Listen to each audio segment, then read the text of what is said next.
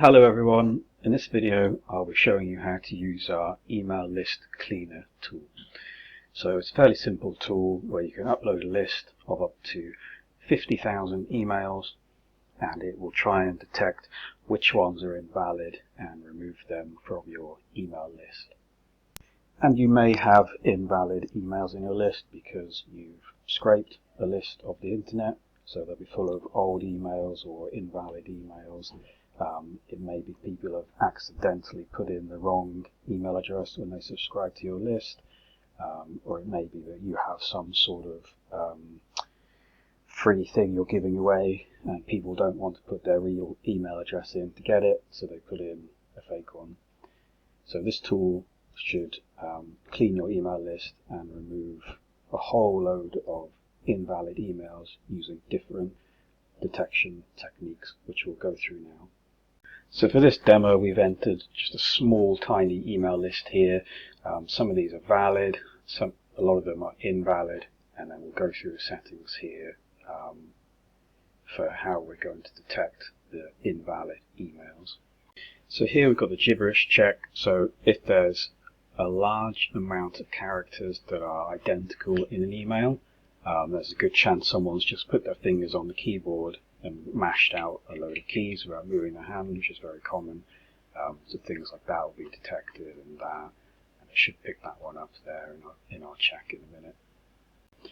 Here we have commonly scraped emails. So if you scrape thousands of emails off random websites, what you'll find is you will pick up emails that are part of, for example, a WordPress template where the user of the website hasn't removed those dummy emails that are part of the WordPress template.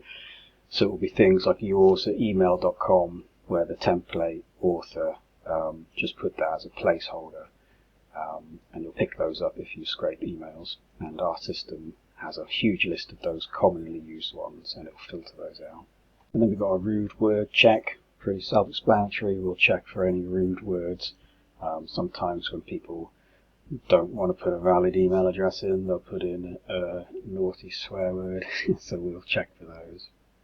We've got temp check, so we'll check if the email domain is a known temporary email address. So sometimes when people sign up for things, they don't want to use their real email, they'll go and get a temporary email address so that they can receive an email but not give their real email.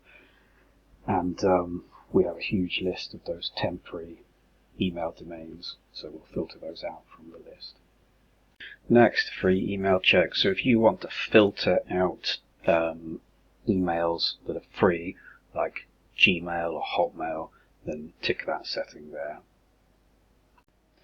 And then we've got our resolves check. So whenever we check an email, we'll take the domain part of the email and check that it resolves to a valid website, because if there's a email address and a domain part in it, so gmail.com or hotmail.com or cheese.com or whatever, if it doesn't have a valid website linked to it, then it's probably not a valid email address. Next, we'll do an MX lookup check. So that basically says we'll take the domain part of an email address and we'll look up its DNS records and see if it's configured to send and receive email. If it's not, then it's almost certainly not a valid domain and a valid email address. But if there are MX records there, then it's far more likely to be valid. And then finally, just a duplicate check, so we'll remove any duplicate emails in your list. Now, one check we don't have here, which is actually by design, we deliberately don't have this check, is that some email cleaning tools, they will connect to the email server and see if someone's email address is valid by trying to write an email to it without actually sending the email. Now that can work sometimes, but what you'll find is those email servers are pretty smart. if you keep connecting to them to see if people's emails are valid without sending the actual email, then they'll flag the IP address that you're connecting from, and they'll give you invalid information to that IP address because they've worked out what you're trying to do. So we deliberately don't do that because it's not a reliable check in our tests. So now we've gone through the settings, let's kick the clean off, and then you can see that was very quick because it's just a short little list. So now we've got our results here, so you can see bad emails we've found 9, good emails 2, and there's no duplicates. So let's have a look at the bad emails. This will export it as a CSV, and then we can open it up and look at the results. So you can see we've got the email address here that's failed in this column, and then one or more reasons why it's failed. So you can see, we'll go through a few of the results now. So you can see that this domain here, it doesn't resolve to a website, has no A record, so it's probably not a valid domain, and it doesn't have MX records configured in its DNS as well, so it can't send and receive email. So that's, we can be fairly certain that's an invalid email address, which it is because I made it up. Next, we can see there's no MX records on test.com, so it's probably not configured to receive email, so that email address will not work.